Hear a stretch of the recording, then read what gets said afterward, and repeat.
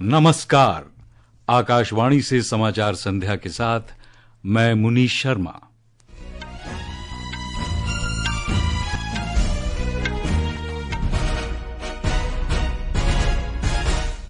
मुख्य समाचार। वित्त मंत्री निर्मला सीतारामन ने कहा, नए युग के जीएसटी सुधारों का मकसद देश की समग्र कर और राजस्व प्रणाली का आधुनिकीकरण और सरलीकरण करना है। गृह मंत्री अमित शाह ने कहा, बिहार में एनडीए सरकार केंद्र के पूर्ण सहयोग से एक विकसित राज्य बनाने की दिशा में कर रही है काम। यूनेस्को ने विश्व धरोहर स्थलों की संभावित सूची में भारत के 7 नए स्थान शामिल किए। फ्रांस में सरकार की मितव्ययिता योजनाओं के विरुद्ध बड़े पैमाने पर हुए हैं विरोध प्रदर्शन। और PV Sindhu China masters badminton के सिंगल्स क्वार्टर फाइनल में सात्विक साईराज, रंकी रेड्डी और चिराग शेट्टी की जोड़ी पुरुष डबल्स के अंतिम 8 में। और अब समाचार विस्तार से।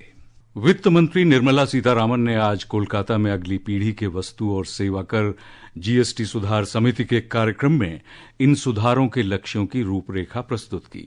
उन्होंने कहा कि इन सुधारों का उद्देश्य देश की कर और राजस्व प्रणाली को सरल और आधुनिक बनाना है। वित्त मंत्री ने कहा कि पिछले 8 वर्षों से लागू जीएसटी ढांचे के पुनर्गठन से पहले राज्यों के सुझावों पर गहन समीक्षा की गई थी। प्रधानमंत्री नरेंद्र मोदी ने स्वतंत्रता दिवस पर लाल किले की प्राचीर से जीएसटी सुधारों की अगली पीढ़ी की घोषणा की थी। 3 सितंबर को जीएसटी परिषद ने नागरिकों के जीवन को आसान बनाने के लिए कई क्षेत्रों में कर दरों में कटौती की थी। नई दरें 22 सितंबर से लागू होंगी। आज हम कमर्शियल मालवाहक वाहनों की बात कर रहे हैं। नए जीएसटी सुधारों के तहत सरकार ने वाणिज्यिक माल वाहनों पर लगने वाले कर में कटौती की घोषणा की है। डिलीवरी वैन पर जीएसटी दरों को 28% से घटाकर 18% कर दिया गया है। वहीं देश के 65 से 70% माल यातायात को ढोने वाले ट्रकों पर भी जीएसटी दर 18% हो गया है। इस कटौती से भारत के परिवहन और रसद क्षेत्र को बढ़ावा मिलेगा। इसके अतिरिक्त जीएसटी को कम करने से ट्रकों पर पूंजीगत लागत और प्रति टन किलोमीटर की फ्रेट दरों को कम किया जाएगा। यह कदम देश के आपूर्ति श्रृंखला को और अधिक पुनर्जीवित करेगा, जिससे निर्यात प्रतिस्पर्धा में सुधार होगा। जीएसटी सुधारों के अंतर्गत इस युक्तिकरण से कृषि सामान, सीमेंट, स्टील, एफएमसीजी और ई कॉमर्स डिलीवरी की आवाजाही सस्ती हो जाएगी। इस निर्णय से सड़क परिवहन क्षेत्र के एक बड़े हिस्से को सहारा मिलेगा, जिससे देश की अर्थव्यवस्था को बढ़ावा मिलने की उम्मीद है। नए जीएसटी सुधार इस महीने की 22 तारीख से लागू होंगे। शिवांग के साथ आरजू, आकाशवाणी समाचार, दिल्ली। भारतीय जनता पार्टी के वरिष्ठ नेता और गृह मंत्री अमित शाह ने कहा है कि बिहार में एनडीए सरकार केंद्र के पूर्ण सहयोग से एक विकसित राज्य बनाने की दिशा में काम कर रही है।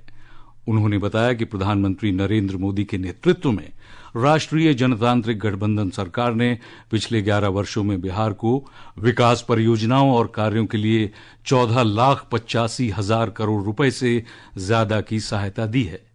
बेगूसराय में पार्टी कार्यकर्ताओं की एक बैठक में उन्होंने कहा कि यूपीए सरकार के कार्यकाल में बिहार को सिर्फ 2,80,000 करोड़ रुपए मिले थे। श्री शाह ने कहा कि कांग्रेस नेता राहुल गांधी की बिहार यात्रा का उद्देश्य सिर्फ वोट बैंक की राजनीति है।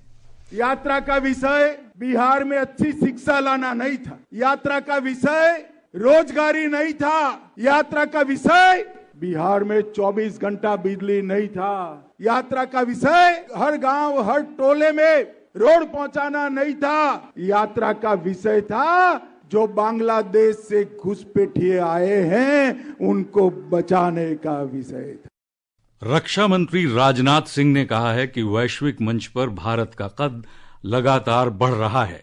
नई दिल्ली में एक राष्ट्रीय सम्मेलन मंथन में श्री सिंह ने कहा कि प्रयास और कार्य राष्ट्रहित के अनुरूप होंगे तो वर्ष 2047 तक विकसित भारत का लक्ष्य हासिल किया जा सकेगा।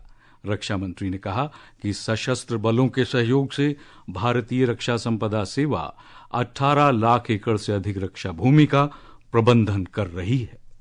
इंडियन डिफेंस स्टेट सर्विस आज आर्म्ड फोर्सेस के साथ मिलकर 18 लाख एकड़ से भी अधिक डिफेंस लैंड का मैनेजमेंट करती है।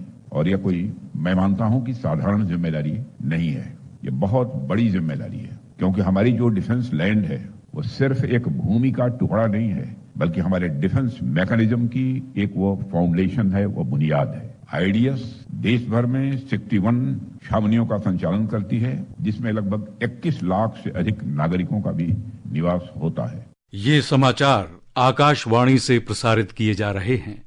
ताजा समाचार जानने के लिए आप हमारे social media handle @AIR news Hindi को फॉलो कर सकते हैं।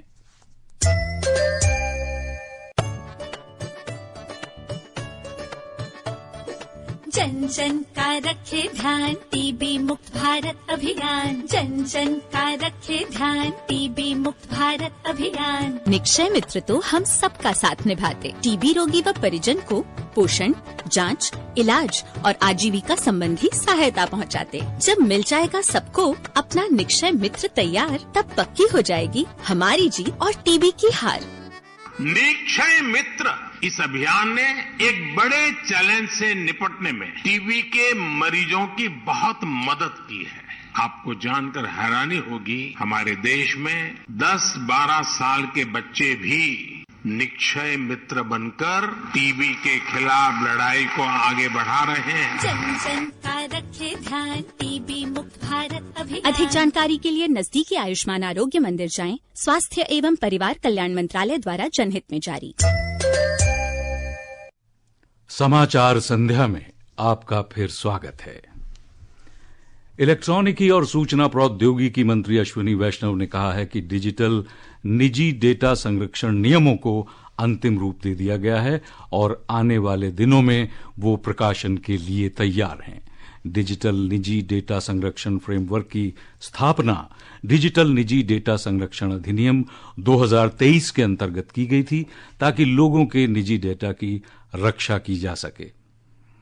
नई दिल्ली में एक कार्यक्रम में उन्होंने कहा कि संपूर्ण रूपरेखा को तैयार करने के लिए लंबे समय में 3000 से अधिक परामर्श आयोजित किए गए। श्री वैष्णव ने कहा कि ऑनलाइन गेमिंग से संबंधित नए नियम अगले महीने की 1 तारीख से लागू होंगे। उन्होंने कहा कि मंत्रालय ने ऑनलाइन गेमिंग कंपनी और हितधारकों के साथ कई बार चर्चा की है। वाणिज्य और उद्योग मंत्री पीयूष गोयल ने कहा है कि आईपी सारथी चैटबॉट और AIML आधारित उन्नत इमेज सर्च तकनीक शुरू करने का काम पूरा हो गया है।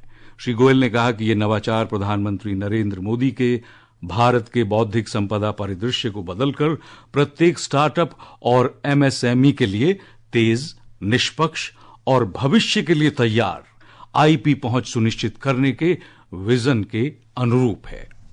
विधि और न्याय राज्य मंत्री अर्जुन राम मेघवाल ने कहा है कि सरकार लोगों को अवैध और नकली व्यापार से बचाने के लिए प्रतिबद्ध है।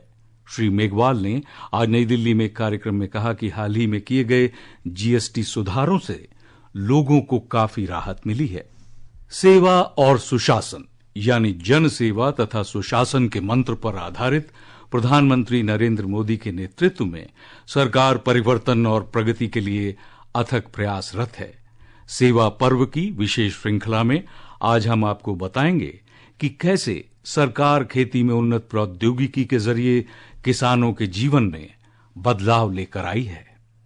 हमारे विशाल खेतों में मौन क्रांति के अंतर्गत किसानों की बुद्धिमत्ता अब प्रौद्योगिकी की शक्ति से और भी मजबूत हो रही है। प्रधानमंत्री नरेंद्र मोदी के नेतृत्व में कृषि में तकनीक संचालित परिवर्तन हो रहा है, जिससे किसान नवाचार, समावेशिता और समृद्धि से सशक्त हो रहे हैं। भारत में हम एग्रीकल्चर सेक्टर में डिजिटल टेक्नोलॉजी का भरपूर इस्तेमाल कर रहे हैं। हम डिजिटल क्रॉप सर्वे के लिए डिजिटल पब्लिक इंफ्रास्ट्रक्चर बना रहे हैं। हमारे किसानों को रियल टाइम इंफॉर्मेशन मिलेगी और वो डेटा ड्रिवन डिसीजन ले सकेंगे। सरकार का डिजिटल कृषि मिशन हर कदम पर उपग्रहों, सेंसर और मोबाइल ऐप्स के माध्यम से किसानों को योजना बनाने, सिंचाई और फसल सुरक्षा में मार्गदर्शन कर रहा है। वहीं ई-नाम प्लेटफॉर्म ने देश भर की 1000 से अधिक मंडियों को जोड़ा है, जिससे किसानों को उनके घर पर ही पारदर्शी और प्रतिस्पर्धी मूल्य मिल रहे हैं। आसमान में ड्रोन प्रगति के नए हल बन रहे हैं। एग्रीस्टैक के अंतर्गत किसान ड्रोन और जियो टैग फसल डेटा, मृदा स्वास्थ्य, मौसम और कीट नियंत्रण पर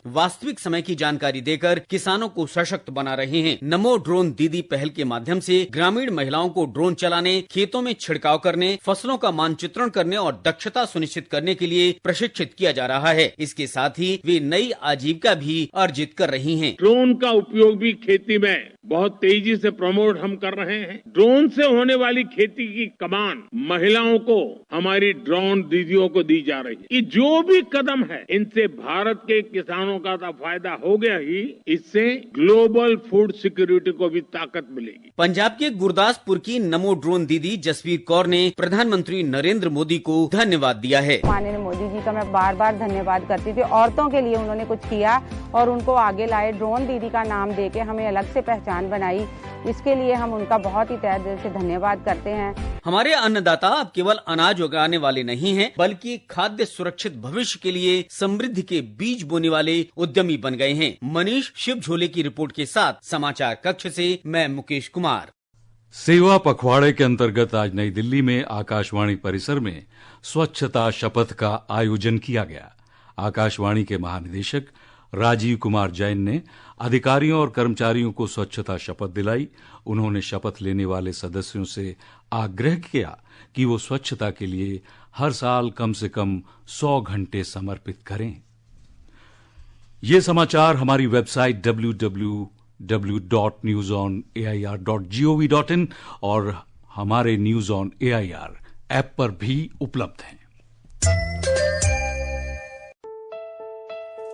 मेहनत को नई दिशा मिल रही, तरक्की की राहें खुल रही, होगा विकसित भारत में हमारा योगदान, छूना है आसमान। देश के मेहनतकश विश्वकर्माओं के जीवन में ये बदलाव लाई है पीएम विश्वकर्मा। मैं चाहता हूं विश्वकर्मा समाज इन पारंपरिक कार्यों में लगे लोग केवल कारीगर बनकर न रह जाए, बल्कि मैं चाहता हूं वे कारीगर से ज्यादा वो उद्यमी बने, व्यवसायी बने।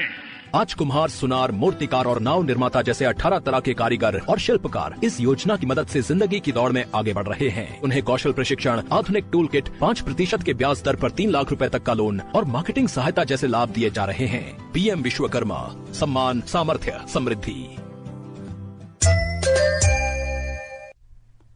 ये आकाशवाणी है।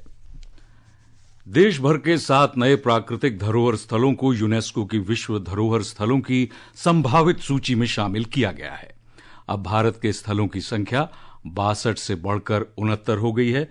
नए शामिल स्थलों में महाराष्ट्र के पंचगनी और महाबलेश्वर स्थित डेक्कन ट्रैप, कर्नाटक के सेंट मैरी द्वीप समूह की भूवैज्ञानिक विरासत, मेघालय की गुफाएं, नागा हिल ओफियोलाइट, आंध्र प्रदेश का एर्रामट्टी टिब्बालू और तिरुमला पहाड़ियां तथा केरल की वर्कला चट्टानें शामिल हैं। फ्रांस में आज लाखों लोग मितव्ययिता योजनाओं के विरुद्ध देशव्यापी विरोध प्रदर्शन में शामिल हुए। यूनियनों ने सरकार से आगामी बजट कटौती को वापस लेने की मांग की है।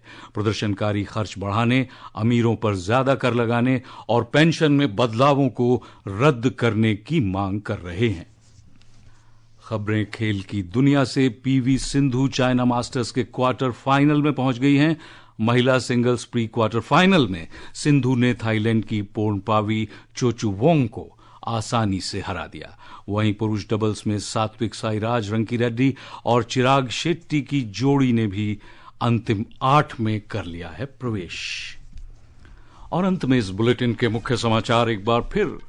वित्त मंत्री निर्मला सीतारामन ने कहा, नए युग के जीएसटी सुधारों का मकसद देश की समग्र कर और राजस्व प्रणाली का आधुनिकीकरण और सरलीकरण करना है।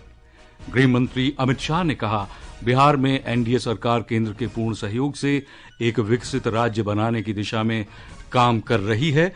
यूनेस्को ने विश्व धरोहर स्थलों की संभावित सूची में भारत के 7 नए स्थान शामिल किए हैं। फ्रांस में सरकार की मितव्ययिता योजनाओं के विरुद्ध बड़े पैमाने पर हुए हैं विरोध प्रदर्शन।